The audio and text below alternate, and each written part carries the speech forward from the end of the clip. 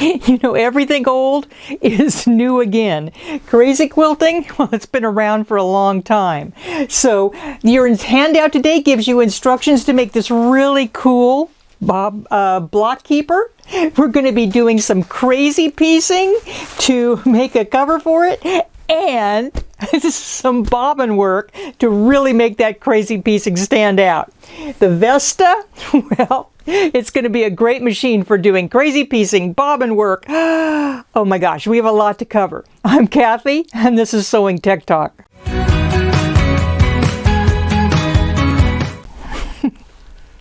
So, for today's project, in your handout, I have instructions for a block keeper, and we're going to explore some crazy piecing and some bobbin work. This is my bobbin keeper. Block keeper. This is my block keeper, and I use it to store quilts that I'm in progress of. This happens to have an embroidered front, but these are really convenient because you can keep the blocks as you're working on a project, and even if they're not pieced together, it holds all the parts and pieces together on the little felt pages. So look for your handout, and the instructions for this size block keeper are in there, and it's a really fun project if you're giving gifts for like your quilt guild or your quilting friends. Doesn't take a lot of supplies. I use just corrugated cardboard from a cardboard box, some cereal weight cardboard, some batting. Of course, we're going to make the covers for it, and just some white glue. So really simple, very inexpensive project to make, and you get to practice some fun stuff. So now, crazy piecing is really kind of fun, and it really uses up your scrap bin. All you basically need is a base fabric, which could be, it could just be paper. It could be some stabilizer. This is deli paper. This is no-show mesh stabilizer. And if your piece isn't big enough, you can totally piece together your piece. You can see I've taken 2 pieces of a fabric, and I've even sewed some no-show mesh in the middle. So as long, it's never going to be seen, as long as it keeps the back of these crazy mixed up pieces stable, then it's going to work great. So let's start piecing. It's a pretty simple sew and flip process. So start, because you want it to look kind of wacky, right? You want to start with like a 5-sided piece, and the sides can be completely different. It doesn't have to be a perfect pentagon or anything like that. In fact, you kind of don't want it to be. Could you start with a square or a triangle? Sure, and that would look kind of fun, and I've seen lots of quilts done that way. But for a more of a crazy piece look, do like a 5-sided polygon. It can be put anywhere on your base fabric. I have marked out the outside edge of where I need to cover to make this block keeper. I think it's a 13-inch square. So mark that out because you want to keep piecing forever. And I made the piece bigger, obviously, so I can, cut away what I don't like. Basically, all that you do is you set up your machine just for a straight stitch. I'm going to pick my pentagon, put it somewhere.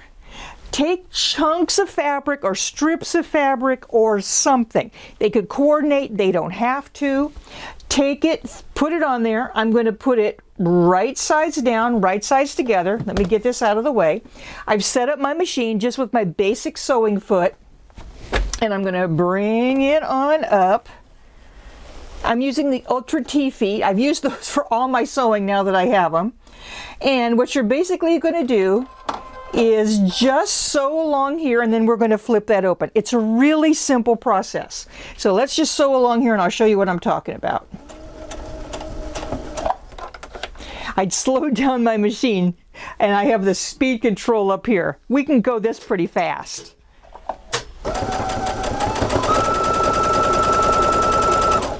When I'm done with that piece, I'm just going to touch the scissors on the machine. Now, it is kind of handy to have an iron nearby, because what we're going to do is we're going to take this piece and we are going to flip it on out. Notice it's a triangle I'm putting onto the polygon. So there we go. And you're going to see that you kind of want this to kind of be nice and flat. You can iron it as you go. You can take a little wooden iron to put it down. Now the next piece, you can pick any side to put it on. This is what's crazy about the whole thing. And what you want to do is you want to cover that edge This piece looks like it might work. Yes, it will. And I'm just going to sew along there and flip it on out. You want it to extend beyond the piece because you're going to have some cutaways, some scraps. The scraps you can totally use later. So let's see, let's lower that presser foot. Now the seam can be 1/4 inch, it could be whatever works for you. That's the fun of this. You're kind of putting fun, different colors and combinations of fabrics together. And what the real fun is we're going to bring all these looks together when we do our decorative stitching and our bobbin work. Because that's what they did with real crazy quilting back in the day. So let's sew this one piece on and I'll show you how that looks.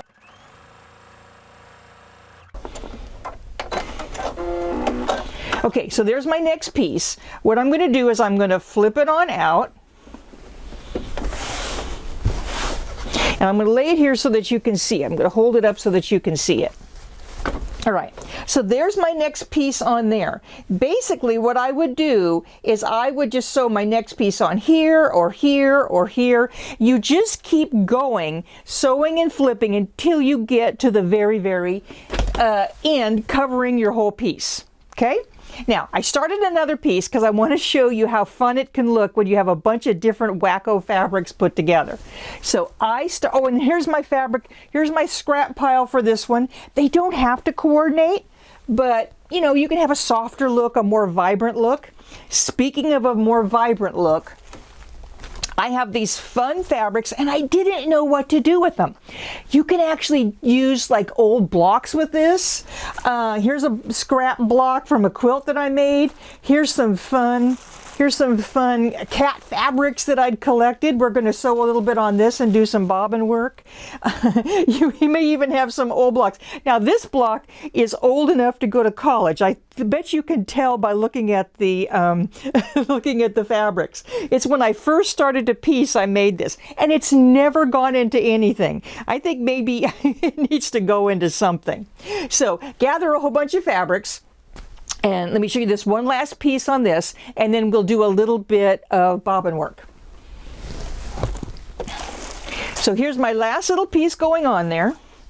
And I hope you can see I started a little bit of bobbin work, but all these different pieces go on there, and you're just covering, in this case, a piece of deli paper. So what I'm going to do is I'm going to take this last piece, my little kitties with sunglasses, lay it across there. I'm just going to sew along this seam right here and flip it out.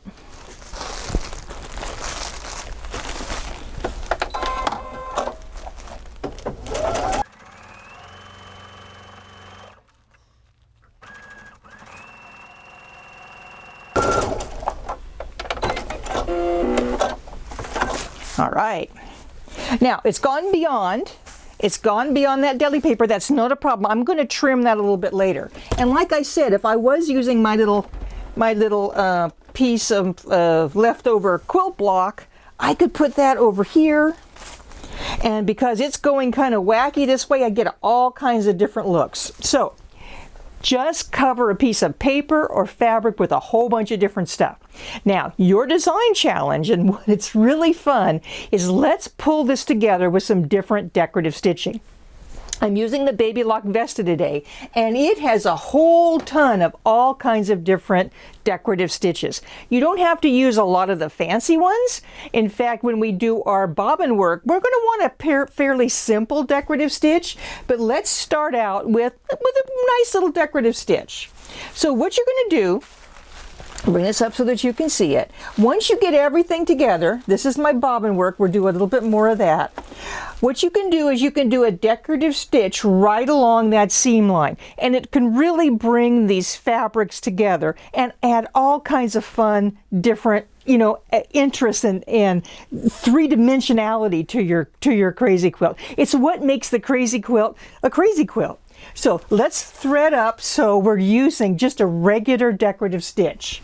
What I'm going to do is take my piecing thread on out, and I'm going to change over to a bobbin that's going to match my thread. I'm going to be using some black thread, and I'm going to be using some Decorative thread. Decora is a 12-weight thread, and it's a little bit thicker than your regular thread. You can use embroidery thread and use an embroidery bobbin in there. But this Decora thread adds a little bit of extra oomph because it's a 12-weight thread. Now Decora, if you buy the case, it actually comes with a set of needles. You want to use a larger needle for your 12-weight thread, and it actually comes with needles that are 90 weight that accommodates this thread. It's just a little bit thicker. So I'm going to thread on up with it. I have my bigger needle in there, and I'm just threading up just as if I would be sewing. The needle threader works great. Hold on, let's lower that pressure foot. All right, so now we're ready to go. All I need to do is pick a decorative stitch. And there's tons of different decorative stitches that I can use on the Baby Lock Vesta. To access those, what I'm going to do is I'm going to go to the sewing menu, and I'm just going to pick a fun stitch. Let's see what we have under tab number 3. Oh, this looks like a really pretty one. Now, if I want to adjust this stitch, remember I'm using a little bit thicker thread. So let's make this stitch just a little bit bigger. We can come up here and we can say, I want it as wide as I got, and what you see is what you get, which is pretty cool. And that's just a little bit bigger of a stitch. Now I have a bigger needle, I have a bigger, sexier thread in there. Let's just sew across this seam line. Oh, I forgot, I'm going to change over to the in foot, which is the recommended foot for doing a decorative stitch. And the Ultra T foot set comes with an in foot.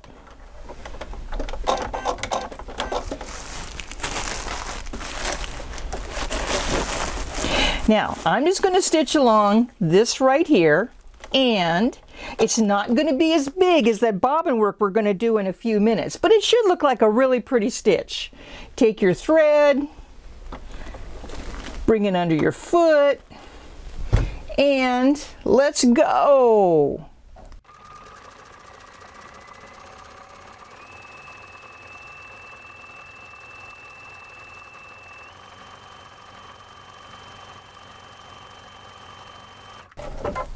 Now when I'm done, I can use my scissors, but quite frankly, this is a bigger thread, so I'm going to pull it around to the back. So I'm just going to do needle up, and I'm just going to pull my fabric away and just clip those threads. Now what I can do, and I have my needle stored here so that you can see, is I can just take a large-eyed needle and pull that thread to the back. And it's just going to be in the back of my quilt. No one's ever going to see it, but it just kind of finishes this stitch off really, really nice. Now, let's do some pretty fun stuff. Let's do some bobbin work. And what is bobbin work? Well, what bobbin work is when you have a thread that's too thick to go through the eye of the needle. Even that size 90 needle that I used with the Decora thread, it's just too big with that. So I'm going to use a couple different things that you may not think that you can sew with on your machine. I'm going to use a 8-weight Decora, which is much thicker than a 12. As thread numbers go down, the thread gets bigger. Go figure. And I'm going to use some silk ribbon to get a really kind of fun effect. So yes, you can sew with silk ribbon, who knew? Well, I'm not using silk. I'm using a silk, well, I'll show you in a second. So let's switch over and let's do some bobbin work. Now, one thing we need to make sure we do is I am going to, of course, take out what I've used before. This is my 12 weight. I'm going to use my, where is it? I'm going to use my 8 weight, and I'm going to hold it up, and you can see that this is a much, much thicker thread than this 12 weight. Where's my 12 weight? You can see, hold on, where is it? Oh, a much, much thicker thread, and it really can only work in the bobbin. So what I did is I took it, and I took an empty bobbin, and I hand wound it onto the bobbin. And we're going to put this in the bobbin case, but we're not going to thread it like usual. When we thread a machine with the bobbin, we have a quick set bobbin on the Baby Lock Vesta. What we do is we put our bobbin in, we pull it through the bobbin tensioner, use the trim, and then we're good to go. But we're going to totally bypass this bobbin tensioner. That's the tension spring, and we're not going to use it. So basically all you do is you take your hand wound bobbin, you put it in as if you were going to use that, but you just let that thread hang out. And we're going to pull it up, and it's not going to go into that tension spring at all. Now what I want to use is I want to use some matching thread on the top, because in case it shows on the other side, I don't want it to look like a funny color. So I'm just going to thread the top with a matching all-purpose thread.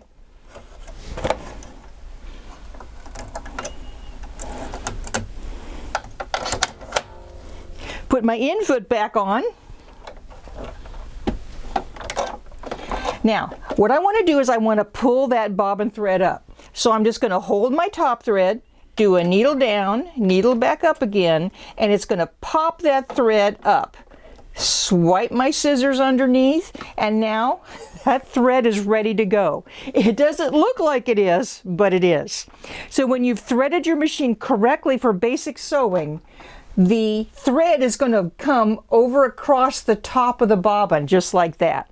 It doesn't do that when you're not using the bobbin tension spring. So put your bobbin cover back on, and we're ready to go, except for let's pick a stitch. Well, you know, I bet you I could use that stitch I just used, and we could compare the two and see what they look like. Isn't that a good idea? So, okay, so here we go. We're using the very same stitch. I'm going to slow my machine down because, you know, I'm asking it to do something a little bit different. And instead of sewing on the top like this one, we're going to sew from the back side because we want the bobbin to show. So let's turn it over. Let's see, where are we going to sew? Let's just sew right along here.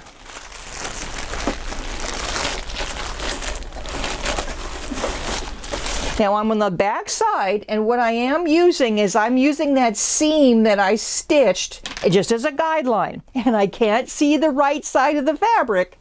So one thing I want to do is when I lower my presser foot, I want to make sure that that thread is coming out towards the back. Check. And I'm going to sew a little bit slower because, like I said, I'm doing something a little bit different. So we're going to sew from here to here. Let's sew that very same stitch and see what we get.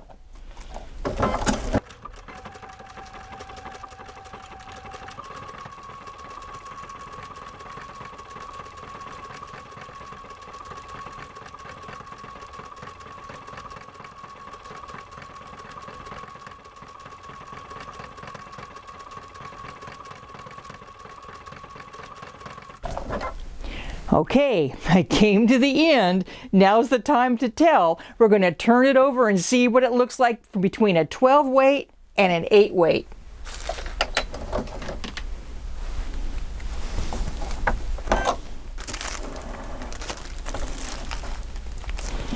There's the top side. It looks just like that one.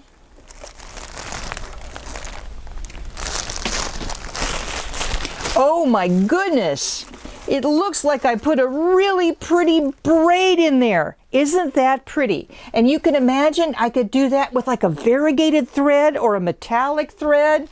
Oh, that looks so pretty. And different stitches are going to give you a different effect. Different weights are going to give you a different effect. Now let's try something really unusual. Let's use some silk ribbon. We're going to have to reset up the machine. Here is my ribbon, And I must like yellow because I have a whole bunch of it. This is not silk ribbon. It's a what is it called? A synthetic silk ribbon. When you're using ribbon in the bobbin of your machine, you want a really soft ribbon. It can't be that, there's some really inexpensive thin ribbon out there, but it's really just too stiff. So what I want is this nice soft ribbon to get the effect that I want to get.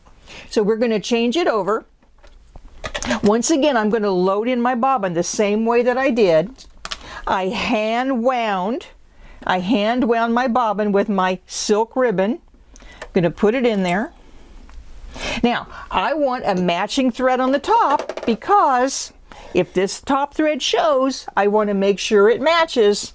So let's put some yellow in and let's pick a fun stitch.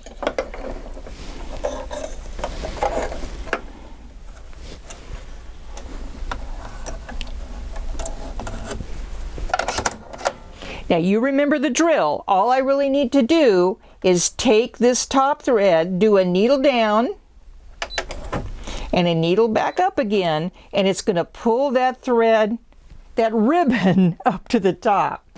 I'm going to pull it under the foot just like that.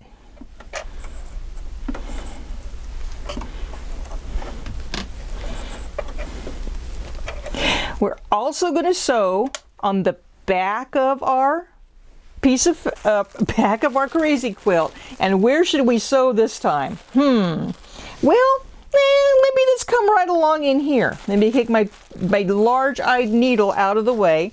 Now let's pick a different stitch. I want something fairly simple for this one.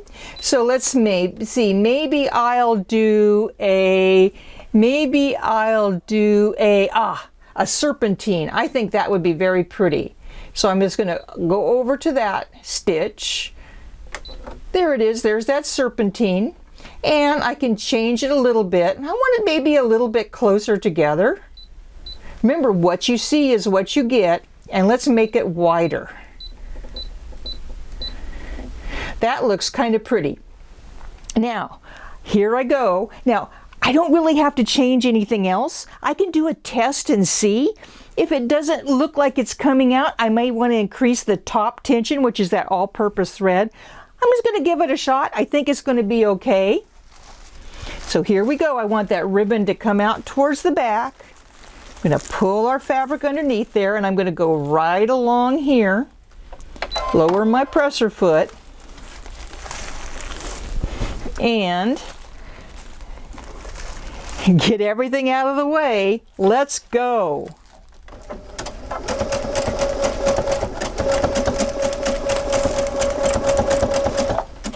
Now, as I'm stitching the first couple stitches, it looks like it's kind of close together. Let's lengthen that stitch. And I think that might look a little bit better.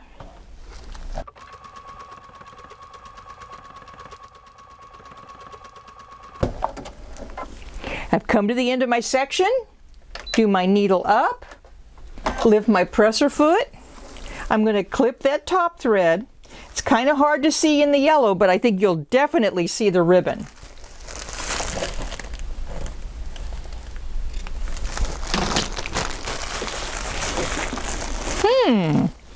That's kind of pretty.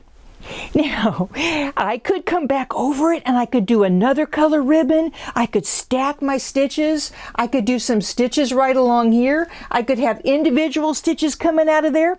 Let me show you one more thing before I'm going to set you free. If you're doing some of these decorative stitches, you can do a single unit and the machine will stop right after that. Let me show you how to set up the Vesta for that. So if I wanted to do a single unit, let's find a fun little decorative stitch. Let's see, let's go through. There's a whole bunch of them on the Vesta. Maybe that. Now that looks like a fun little stitch, right? But what if I did individual units coming out from another stitch? So let's come in here. Oops, that's not what I want. I want to come down here. Now I want to tell the machine, I'm not repeating this. I just want one unit. So when I touch the single star, I'm going to get a single unit just like that. And I can even have it large or I can have it small. And I can do just individual units coming out. I'm going to put that 12-way thread back in, and I'm just going to have fun stacking stitches, and playing with all my decorative stitches, and quite frankly, all my fun decorative threads as well. So crazy piecing is pretty easy, but you really make it shine when you come in and you use some fun decorative stitches. Don't forget, the Baby Lock Vesta is also an embroidery machine. I could come in here and I could do little individual embroideries as well and really make this crazy quilt, well, kind of pretty. Right now it's just fun, but I think we could do more. I'm just saying. Don't go down a rabbit hole, because I think you would enjoy doing this process. Just keep going. Remember, sometime you have to stop. You can't just keep embellishing all the time. The Baby Lock Vesta can do so much. Decorative stitches, embroidery. I'm going to send it off to George. He's going to tell you a little bit more about this pretty cool machine. And thanks for watching me today. And let's go out and get all crazy. Thanks, Cathy. Once again, that was a great presentation. Don't forget to click on the link to download Cathy's guide on that incredible project. Now, every once in a while, a machine's introduced to the industry that really offers high performance at a great value, and that's the Baby Lock Vesta. Not only is it a great sewing and quilting machine, but it also is an incredible embroidery machine. The embroidery features include a hoop that's larger than 10 by 6, and it has a wonderful color touchscreen. And look at this beautiful embroidery. Plus, it removes the jump stitches, and it even has a special software program that sends your design via Wi-Fi right to the machine. Now, that's not all though. For a sewing machine, it has the automatic fabric sensor that senses fabric from heavy denim to sheer fabric to working with elastic or even a ribbing on a collar like a t-shirt knit. But quilting features, it actually will sew in different directions. We have some designs that are incredible for going down the sashing border. It has an automatic 1/4 inch so you can do your piecing, plus all kinds of wonderful decorative stitches. So as you see, this is an incredible sewing, quilting, and embroidery machine. Now, we have a very special buy on this machine. This machine has a manufacturer suggested list price of $59.99. But right now, it's on sale for $39.99, and we're including free shipping across the country, as well as interest-free financing is available. I want to make a very special offer for those who are watching Sewing Tech Talk with Cathy, and that is with a mystery bonus. Why is it a mystery bonus? Well, I don't have a lot of them, but I want to make sure those who are contacting me, all you have to do is mention Cathy, our Sewing Tech Talk with Cathy, and I have this bonus value that is incredible. So give us a call at 1-800-865-9664 and discover how easy it is to get an incredible sewing, quilting, and embroidery machine. Bye for now.